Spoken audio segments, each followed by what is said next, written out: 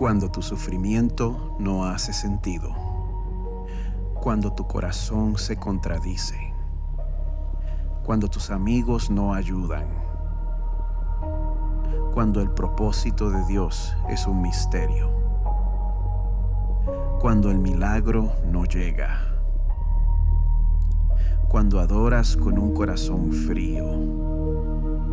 Cuando no ves razón para seguir adelante. Te invitamos a ver con tus propios ojos al Dios de quien solo habías oído.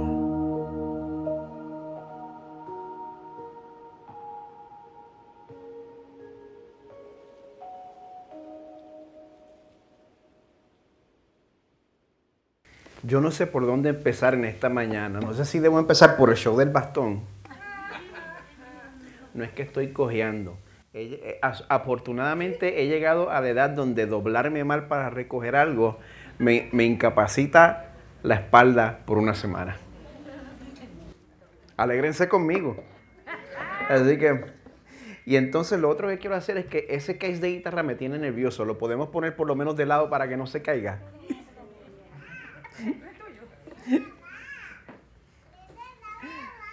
Muchas gracias. A ver, estamos aquí graduando el volumen porque como estoy moviéndome a velocidad de espalda mala, pues no hemos tenido mucho tiempo para prepararnos. Pero bueno, qué bueno verles. El Señor les bendiga a todos en esta mañana. Les doy la bienvenida a Crosspoint Español. A todos los que están aquí, mire, gracias por traer la iglesia a este salón. Y a los que están viendo la transmisión, muchas gracias por estar en sintonía. De hecho, mire, muchas gracias por darme el privilegio de estar de vuelta en el púlpito para continuar nuestra serie basada en el libro de Job. Si usted conoce el libro de Job, pues usted sabe que no es lectura liviana, ¿verdad? ¿Sabe por qué? Porque, entre otras razones, es porque el tema es pesado. El libro el libro se trata de la relación que tiene Dios y que tenemos los humanos con el sufrimiento. Pero a pesar de esa dificultad, mire, yo insisto, vale la pena de que nosotros nos comprometamos a estudiar este libro porque nosotros necesitamos estar equipados cuando el sufrimiento llame a nuestras puertas. Necesitamos estar equipados. Cuando el dolor llegue a nuestras vidas, nos va a hacer falta estar informados bíblicamente. Porque de otra manera nosotros vamos a buscar que la adversidad nos haga sentido de acuerdo a nuestra sabiduría humana. Y cuando hacemos eso, cuando tratamos de que el sufrimiento haga sentido de acuerdo a nuestra sabiduría, pues terminamos cayendo en una de las dos líneas generales de pensamiento. Si me lo permite, quiero volver a establecer este concepto que les expliqué en la primera semana. Los que pertenecen al grupo, es un grupo bien amplio, el grupo de los que tienen creencias religiosas o los que son supersticiosos, tienden a creer que el mundo opera bajo el concepto de la justicia retributiva. Eso significa que, bueno, ya sea a través de Dios o a través de creer en un Dios falso o a través de esperar en el concepto falso del karma, se supone que a nosotros nos vaya en esta vida de acuerdo a cómo nos portamos. Y si te portas bien, te va bien. Si te portas mal, te va mal. Y como dije la vez pasada, el libro de Proverbios sí nos enseña que, pues, al sabio le va a ir mejor que al necio. Pero si nosotros no tomamos en cuenta la realidad de que vivimos en un mundo caído, un mundo afectado por el pecado, si no tomamos eso en cuenta, vamos a terminar creyendo los errores de la teología de la prosperidad, donde nosotros utilizamos nuestra obediencia como una ficha para chantajear a Dios. Señor, yo te obedecí. Dame un break con el Powerball.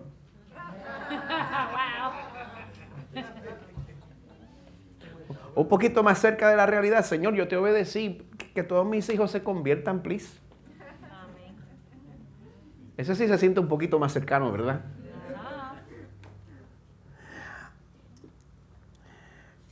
No importa cuál sea la intención, en último análisis, pues queremos tener a Dios bajo control. queremos tenerlo en nuestras manos. Pues las personas de trasfondo secular, estoy generalizando, las personas de trasfondo secular pues interpretan las circunstancias de la vida pues como producto de factores al azar, casualidad del destino. Y como no existe tal cosa como un diseñador divino detrás de nuestras circunstancias, pues en último análisis pues no hay ningún propósito detrás de nuestras alegrías o detrás de nuestras tristezas. Pero como la mayoría de nosotros aquí vemos a Dios como una realidad, pues yo quiero concentrarme en refutar la mentira del concepto de la justicia retributiva. Ahí es donde yo me quiero concentrar. Cada vez que nosotros creemos en esa mentira, nosotros abrazamos un concepto que simplifica la naturaleza de Dios, que la simplifica demasiado. Estamos reduciendo a Dios a un tipo de cajero. Y estamos reduciendo nuestra relación con el Señor a una transacción. Nosotros vemos a Dios como un abuelito cósmico que solo está dispuesto a regalarnos cosas y nunca nos va a regañar. ¿Quieres experimentar eso? Yo no. Pero bueno, en contraste, en el pasaje de hoy, Job nos va a enseñar un Dios diferente. Vamos a ver a Job enfrascado en una lucha con el Dios verdadero. Una lucha. No es nada menos que eso. Porque vamos a ver un Dios a quien a veces Job acusa. Pero a la misma vez vamos a ver un Dios que Job nunca deja de amar. Nunca deja de añorar. Nunca deja de adorar. Así que bueno, vamos a montarnos en esta montaña rusa emocional. Vamos a aprender juntos sobre Job y su amado adversario.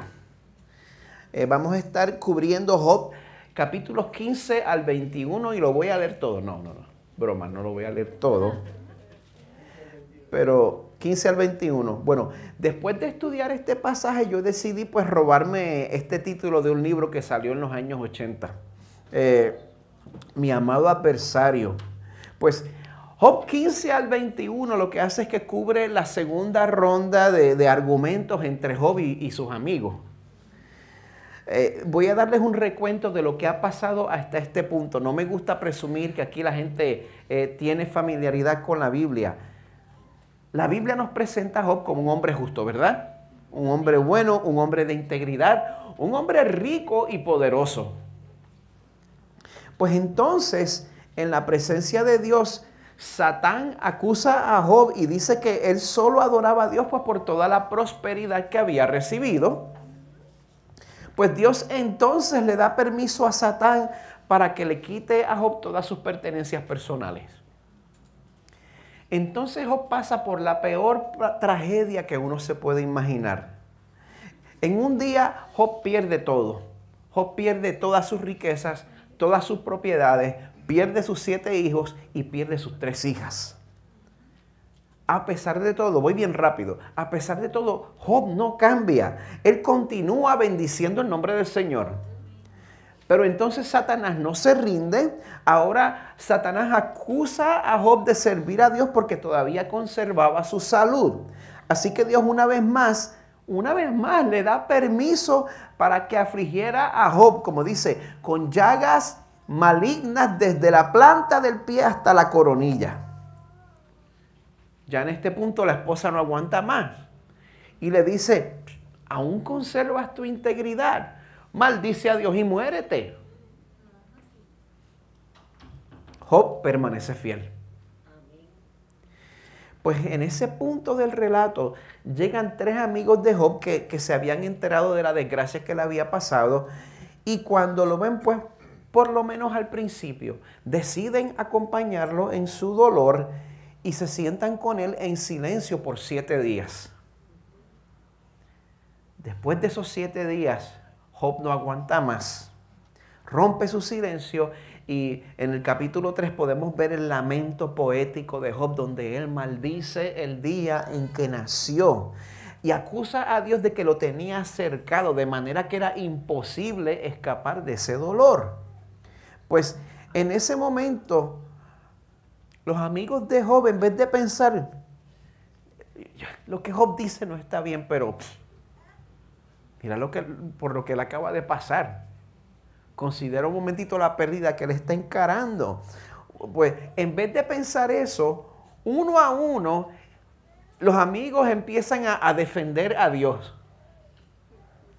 Diciéndole a Job que la razón por la cual él estaba sufriendo era probablemente porque cuando tú tienes algún tipo de pecado escondido por ahí, Dios te está castigando. Esa es la razón por la cual tú estás sufriendo. Pues Job refuta a cada uno de ellos. Como vimos el domingo pasado, Job refuta a cada uno de ellos y entonces llegamos al punto de esta mañana. La segunda ronda de acusaciones. De eso se tratan los capítulos 15 al 21, pero en esta mañana yo quiero concentrar la lectura de la palabra a Job 19, 13 al 27. En Job 19, 13 al 27 vemos un Job que no se echa para atrás, un Job que insiste en que Dios está permitiendo su dolor a pesar de su integridad. Así que lean conmigo, yo voy a estar leyendo de la Nueva Biblia de las Américas. Job 19, comenzando en el verso 13. Job se queja de esta manera, dice de Dios: Él ha alejado de mí a mis hermanos, y mis conocidos se han apartado completamente de mí. Mis parientes me fallaron y mis íntimos amigos me han olvidado. Los moradores de mi casa y mis criadas me tienen por extraño. Extranjero soy a sus ojos. Llamo a mi siervo y no responde. Con mi propia boca tengo que rogarle. Mi aliento es odioso a mi mujer y soy repugnante a mis propios hermanos. Hasta los niños me desprecian. Me levanto y hablan contra mí. Todos mis compañeros me aborrecen y los que amo se han vuelto contra mí. Mis huesos se pegan a mi piel y a mi carne. Solo he escapado con la piel de mis dientes. Tengan piedad de mí ustedes mis amigos, porque la mano de Dios me ha herido. ¿Por qué me persiguen como Dios lo hace? Y no dejan ya de saciarse de mi carne. Oh, si mis palabras se escribieran, si se grabaran en un libro, si con cincel de hierro y con plomo fueran esculpidas en piedra para siempre. Yo sé que mi Redentor vive y al final se levantará sobre el polvo. Y después de deshecha mi piel, aún en mi carne veré a Dios, al cual yo mismo contemplaré y a quien mis ojos verán y no los de otro. Desfallece mi corazón dentro de mí. Esta es palabra de nuestro Señor. Y te ruego, Señor, que tu Espíritu en este momento me equipe, me dé poder, me dé claridad de pensamiento, claridad de palabra, Señor, para que lo que yo comparta en esta mañana te honre, te glorifique y sirva de convicción a cada uno de nosotros aquí. Amén. Pedimos esto en el nombre del que sufrió en nuestro lugar, tu amado y perfecto Hijo Jesús. Amén. Vísteme despacio que tengo prisa.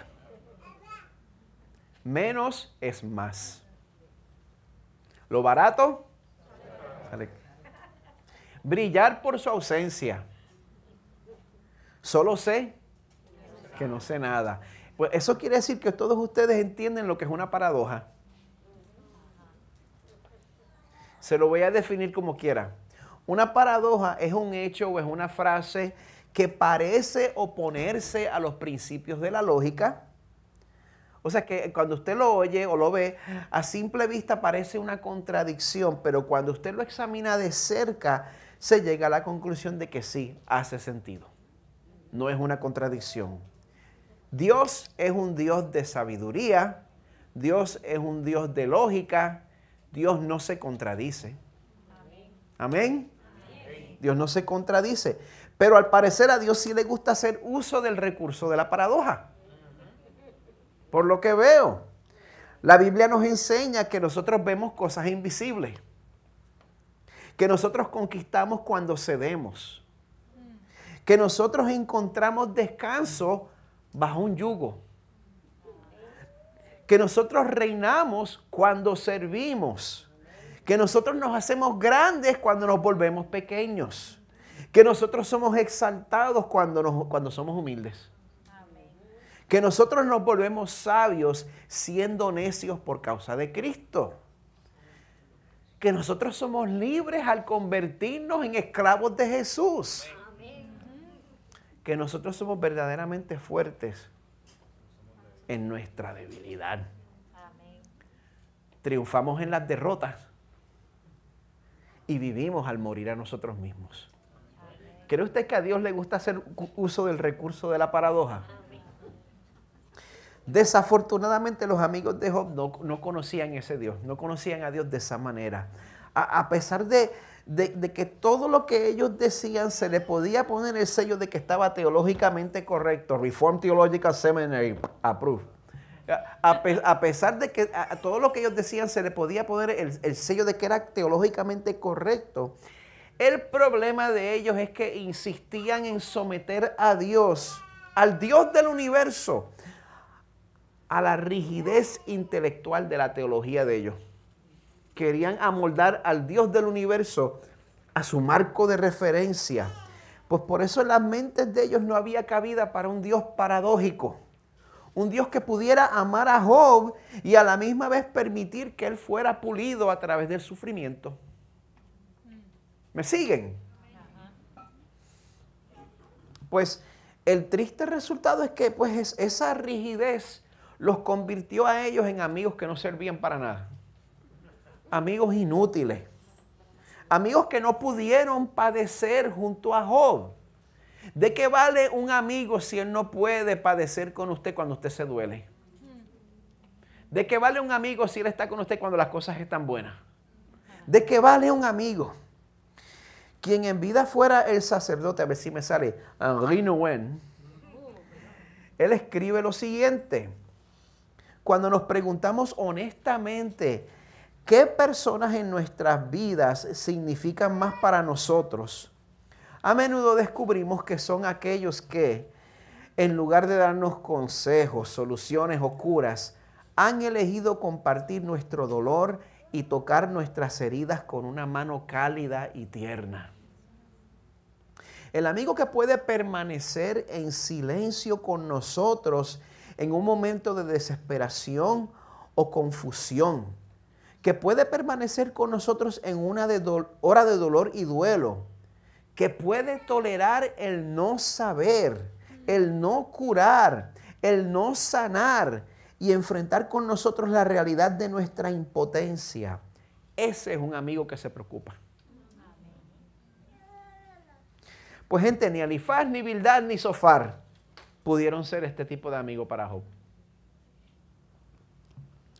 Y yo creo que si nosotros aquí en Crosspoint Español queremos ser útiles para la comunidad que nos rodea, pues el pasaje de esta mañana nos va a dar una oportunidad para aprender que muchas veces es necesario poner a un lado la rigidez teológica, porque muchas veces Dios nos enseña lecciones que desafían nuestros marcos de referencia.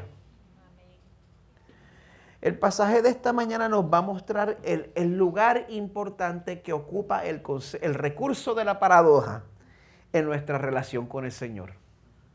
Vamos a ver a Job luchando en contra del mismo Dios a quien amaba de todo corazón.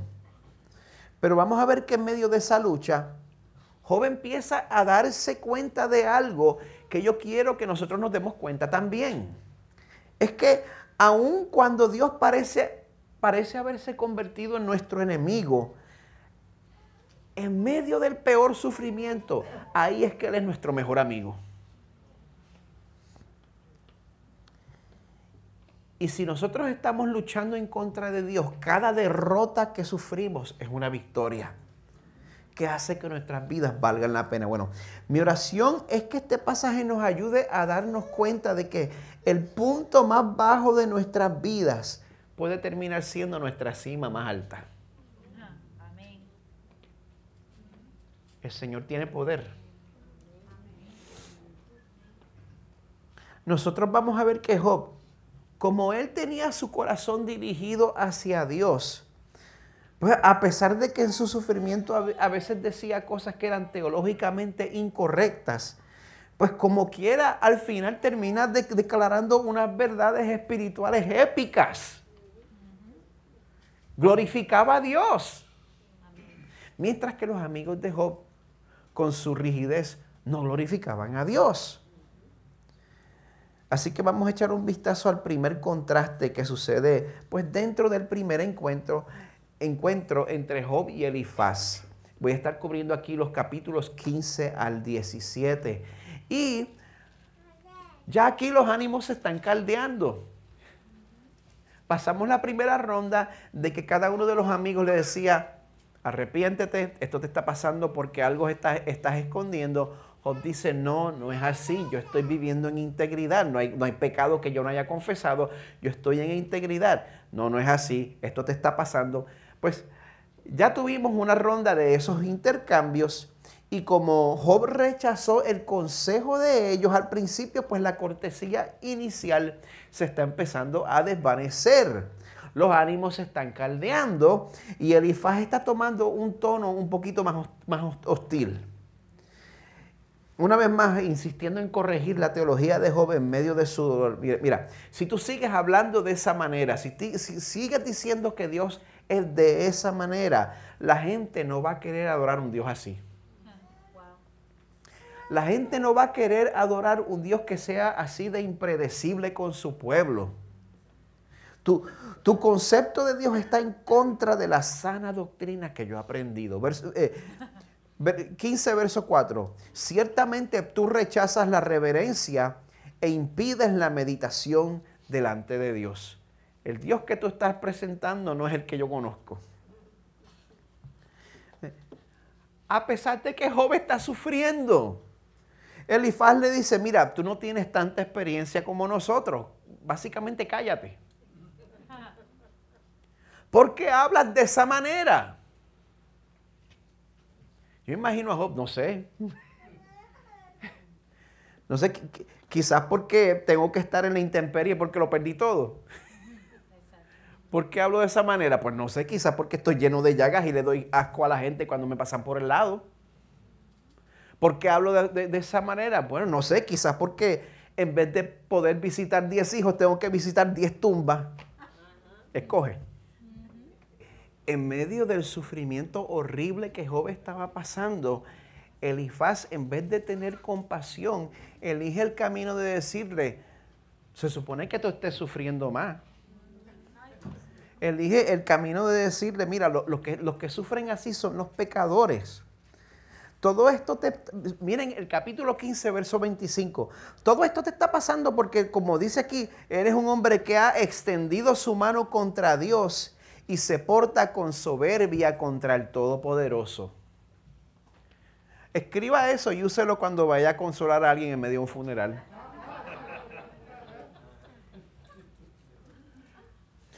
Pues Job responde en el capítulo 16, verso 2. Ya escuché todo esto antes. ¿Qué consejeros tan miserables son ustedes? Él les dice, mire, yo a ustedes no los trataría así si estuviera en su lugar. Mire, yo no estoy hablando de esta manera porque este lamento me traiga algún tipo de alivio. Estoy pasando por un tipo de dolor que es inevitable. El tipo de dolor que solo Dios puede causar.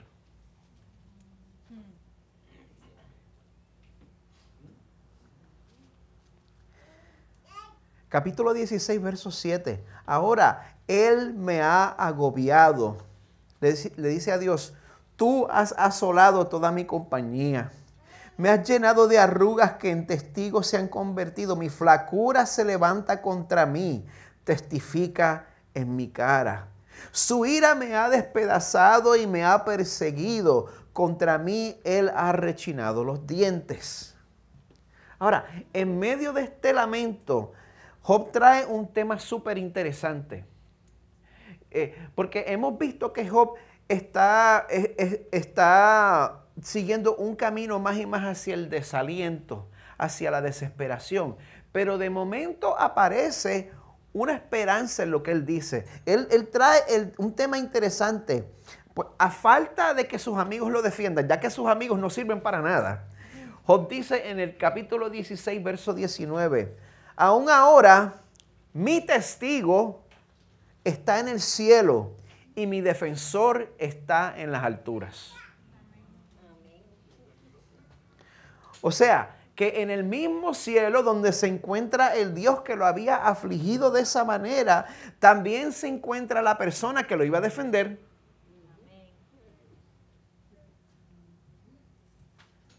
Esto es como 2000 años antes de Cristo.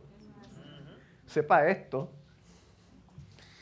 Y ese defensor iba a probarle al mundo al final que Job no estaba sufriendo por algo que él había hecho. Pues entonces en el capítulo 17, Job una vez más, él afirma que su sufrimiento es tan grande y es tan imposible de escapar que lo único que le espera es la muerte. Él se siente, yo lo comprendo, está enfermo, está pasando por duelo, por luto, tiene una horrible enfermedad de la piel. Cuestión de tiempo para que yo me muera. Pues él termina pues lamentándose, reprendiendo a sus amigos en el capítulo 17, verso 10. No hallo entre ustedes a ningún sabio. Voy a anotar esa. Amada iglesia, ¿quiénes de ustedes aman la sana doctrina?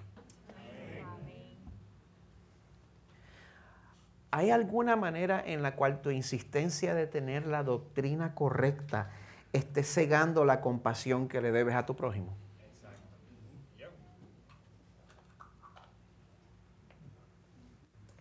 Me ha pasado a mí. Yo lo he hecho. Elifaz con toda su sabiduría estaba ciego al dolor de Job. Amados míos, para citar a Santiago, esto no debe ser así. Esto no debe ser así. De aquí vamos a pasar al segundo encuentro entre Job versus Bildad. Aquí estamos en los capítulos 18 al 19. Bildad pues también ha perdido también toda su compasión porque también está buscando defender a Dios. Pues termina atacando a Job, pero empieza a usar golpes bajos, golpes ilegales, sin misericordia alguna. Bildad le dice, mira, tu sufrimiento es culpa tuya, no le pidas a Dios que haga una excepción en tu caso. ¿Tú crees que Él va a cambiar el universo por causa tuya? No se lo dice directamente, más bien él habla en términos generales sobre las cosas que le pasan a los impíos, pero me imagino que lo está mirando disimuladamente mientras dice eso. Él está diciendo, mira, lo que te está pasando a ti es lo que le pasa a los impíos. A los impíos la vida se le apaga prematuramente. A los impíos, bueno, los impíos viven atemorizados. Los impíos, pues, a los impíos se les pudre la piel. Los impíos pierden todo lo que tienen. Los impíos son olvidados con el tiempo porque no tienen descendencia.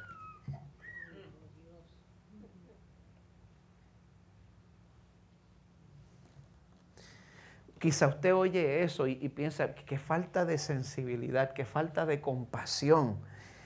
Gente, dentro de la iglesia abundan personas que en nombre de la doctrina sana hablan con ese mismo autismo espiritual.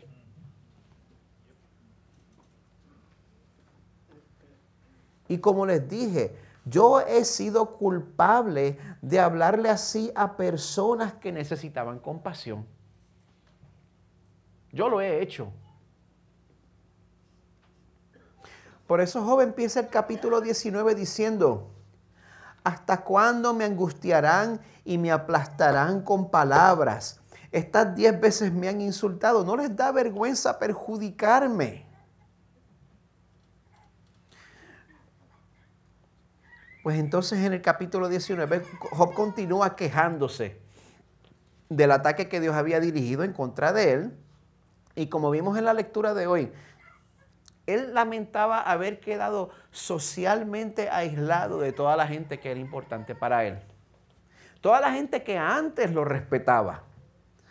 Pues entonces en medio de ese lamento, una vez más, Job trae el tema de su redentor. Un redentor que lo iba a reivindicar. Un redentor que iba a lograr que él una vez más pudiera mirar a Dios directamente. El mismo Dios que lo había herido. Y hoy ve aquí, cuando Job dice en el capítulo 19, verso 25, ese verso que todos conocemos. Yo sé que mi redentor vive y al final se levantará sobre el polvo. Yo creo que eso es un momento de revelación divina. Yo no creo que Job estaba siendo tan piadoso en este momento. Él se estaba quejando. Él quería a alguien que lo defendiera y alguien que lo reivindicara. Pero en este momento, usted tiene que saber, para estos tiempos la creencia era que una vez uno moría y uno llegaba ¿a dónde? Al Seol, al lugar de los muertos, y que de ahí no había retorno, no había manera de volver. Pero cuando Job dice que su defensor iba a levantarse sobre el polvo, pues ese polvo no es literal. Es una manera poética de referirse a la tumba. Les dije, Job está enfermo aquí. Él cree que no le queda mucho tiempo de vida. Sin embargo, cuando él dice que después de deshecha mi piel, después que me termine de podrir, aún en mi carne veré a Dios. Yo creo que aquí Job está afirmando que su estado final no iba a ser como espíritu, sino como un cuerpo que iba a tener la habilidad de contemplar a Dios directamente. Eso no es algo que nosotros podemos hacer aquí ahora como estamos. Necesitamos ser glorificados, necesitamos ser transformados. Y es por eso, amada iglesia, me estoy yendo por un caminito diferente, pero yo quiero que usted sepa que nuestro estado final no va a ser flotando en las nubes con pamper puesto, tocando arpa. Ese no va a ser nuestro estado final. Nuestro estado final va a ser físico. El cuerpo humano es creación de Dios y es bueno. Y el Señor va a redimir. Hasta esta espalda va a redimir. Pues imagínese, Job en su punto más bajo, en el punto más bajo de su vida, está recibiendo revelación de parte de Dios. Está recibiendo una revelación correcta en cuanto a la resurrección de los muertos. Está recibiendo algo que no vemos en la Biblia de manera explícita hasta el Nuevo Testamento. Es por eso que el libro de Job no hace sentido separado de Jesús. El libro de Job necesita el Nuevo Testamento. El Antiguo Testamento necesita el Nuevo Testamento. Necesitamos a Jesús, nuestro defensor, nuestro redentor, nuestro salvador que se levantó del polvo. Gracias. Si en esta mañana tú te encuentras sufriendo por cualquier razón, yo quiero que sepas que aún ahora Dios puede usarte de manera poderosa para su reino. Aún en medio de tu dolor y aún en medio de la impotencia que estás sirviendo, el Señor puede usarte. Pues después de este tiempo de revelación espiritual tenemos el tercer encuentro entre Job y Zofar. Zofar, pues, él tiene la combinación perfecta. El celo por la doctrina pura y es el más joven. Eso es que gasolina y una chispa. Pues entonces, ustedes se dan cuenta del momento sublime que acabamos de pasar. Job en medio de su sufrimiento dice, yo sé que mi Redentor vive y aún se levantará sobre el polvo. Un momento especial, un momento de revelación. Pues Zofar toma este momento y le echa una manta mojada por encima. Job, quizá tú te crees muy espiritual ahora mismo, ¿verdad? Qué bonito, pero tú en verdad lo que estás haciendo es un arrogante. Y le dicen en el capítulo 20, comenzando en el verso 5, es breve el júbilo de los malvados, y un instante dura la alegría del impío. Aunque su orgullo llegue a los cielos y su cabeza toque las nubes, como su propio estiércol perece para siempre. Buen trabajo, Sofar. Una buena manera de... Lo bueno es que si él sigue así, ya pronto va a tener su canal de YouTube monetizado y como 1 millón de seguidores reformados. Va bien. Bueno, por el resto del capítulo 20, Sofar como Bildad, miren, no le hablaba directamente a Job, más bien hablaba sobre las cosas que le pasaban a un impío imaginario. Sugiriendo que él estaba pasando por su desgracia. Decía que él estaba pasando eso por oprimir y abandonar a los pobres. O sea que ya en este punto está inventándose pecados de Job en el aire. El problema es que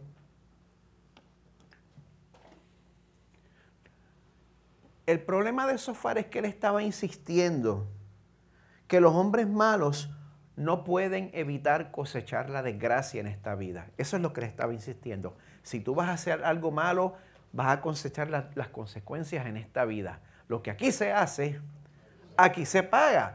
El problema es que eso no es verdad.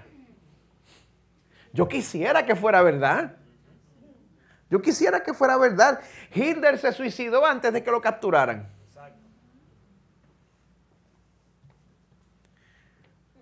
¿Cuántos tiranos y opresores han muerto en abundancia, en una cama cómoda, rodeados por su familia, sin haber sido traídos a la justicia?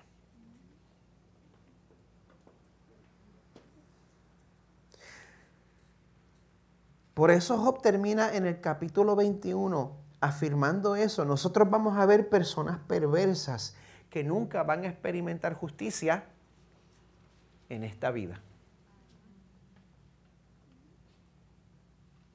Eso no puede estremecer su fe porque usted lo va a ver. Usted va a ver gente horrible que en esta vida se van a salir con la suya. Lo vamos a ver. Vamos a ver también personas justas que sufren inexplicablemente. La palabra de Dios no trata de tapar el cielo con la mano. Bueno, y mire, sí, quizá en medio de su dolor Job dijo 2 o 3 disparates. Pero el corazón de Job estaba orientado hacia Dios. Job hablaba, Job lamentaba y Job se dirigía a Dios. Los 3 amigos estaban más bien montados en tribuna y no estaban consultando a Dios en el proceso. Job estaba sufriendo sinceramente y estaba hablando con el Señor.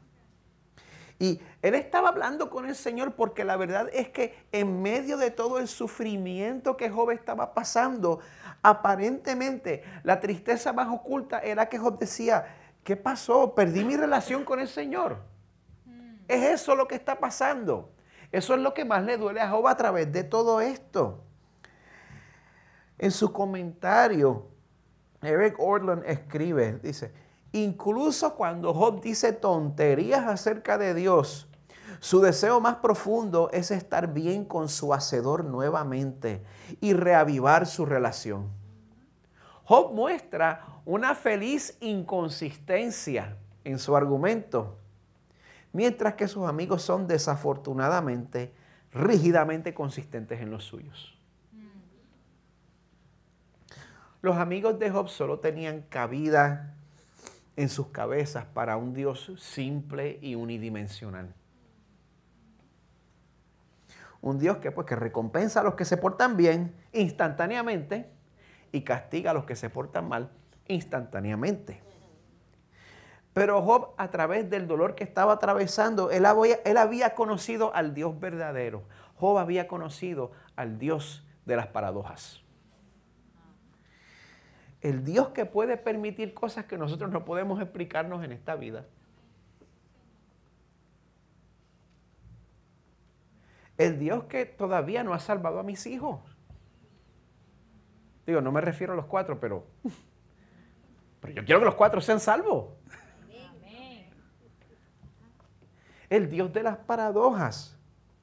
El Dios que decide por su propia parte dónde y cuándo va a recompensar a su pueblo Y decide por su propia parte dónde y cuándo va a castigar a los que no son parte de su pueblo. Y Él decide eso sin consultar contigo.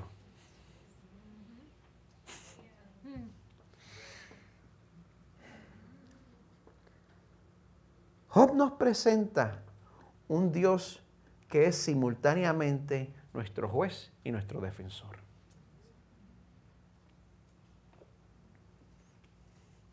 Y mire, sí, somos pecadores. Somos una raza caída.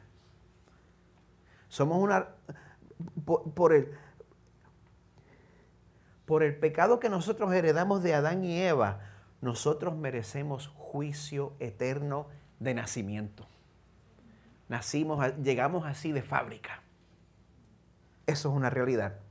Pero ¿sabe qué? Es precisamente a los pecadores que Dios muestra su gracia escandalosa. Gracias, Señor. Efesios 2 dice, comenzando en el verso 4, Dios, que es rico en misericordia, por causa del gran amor con que nos amó, aun cuando estábamos muertos en nuestros delitos. Aun cuando estábamos muertos en nuestros delitos, Dios no esperó que usted empezara a arrepentirse para salvarlo. Gracias, Señor. Aun cuando estábamos muertos en nuestros delitos, nos dio vida juntamente con Cristo. Por gracia, por regalo inmerecido, ustedes son salvos. Y con Él, con Jesús, nos resucitó y con Él nos sentó en los lugares celestiales en Cristo Jesús. O sea, que a través de esa unión con Cristo, nosotros tenemos acceso a lo que Cristo se ha ganado por nosotros a través de su obediencia perfecta. Gracias, Señor. A fin de poder mostrar en los siglos venideros las sobreabundantes riquezas de su gracia, por su bondad para con nosotros en Cristo Jesús. Esto es algo a lo cual nosotros tenemos que estar pendientes. Porque hasta los reformados podemos cometer este error.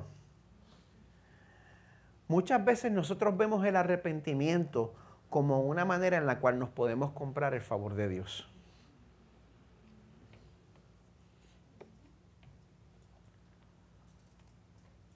No tenemos cabida en nuestras mentes para un Dios que salva a la gente en medio de su pecado. Y tenemos que tener cabida en nuestras mentes para un Dios que salva a la gente en medio de su pecado, porque así es como usted fue salvo. Así es como yo fui salvo.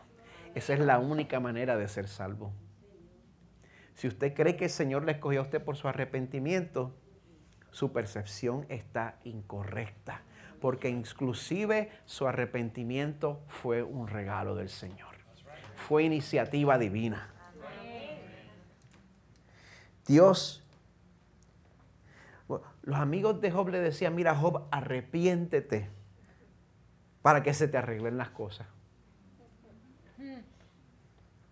Pero el Dios de Job es un Dios diferente, es un Dios que extiende misericordia a pecadores que no se lo merecen. Por eso yo quiero extender una invitación a todos aquí en esta mañana. No sé si vienes de un trasfondo religioso, aun si vienes de un trasfondo antirreligioso, acércate a Dios. Acércate a Dios en esta mañana. El que viene a Él en ninguna manera Él le echa fuera. Acércate a Dios. Él ha preparado un camino para que vuelvas a Él. Él preparó ese camino a través del sufrimiento y la muerte de su Hijo Jesús. El equipo de adoración, que básicamente Samuel y Minelia pueden tomar sus lugares. Amada iglesia, quiero que nosotros consideremos esa iniciativa de misericordia. Y vamos a responder a esa iniciativa de misericordia participando en la cena del Señor.